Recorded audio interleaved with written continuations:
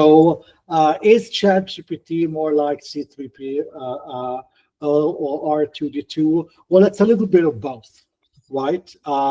It's got the servant attitude of a C3PO, which is why actually I believe AI and ChatGPT in particular is very much still today a tool. It's an assistant tool. It does what you want it to do. It's ultimately down to the person providing it with inputs. So the better the inputs, the better the questions, the better the answers, and the better the outputs. So from that perspective, I absolutely think that ChatGPT is like C3PO.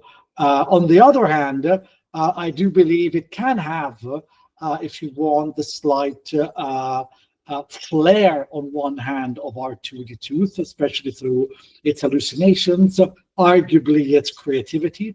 I also think that sometimes its responses are a little bit nonsensical, like R2D2.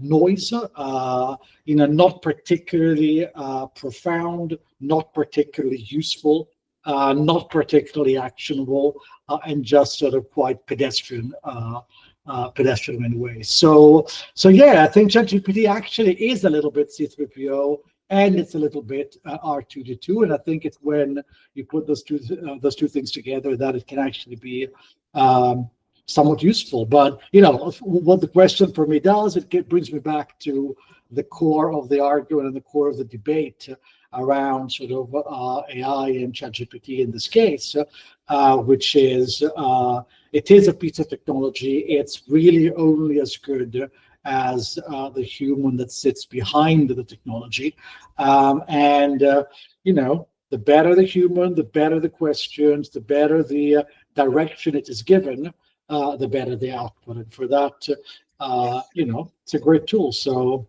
that's my answer. I see.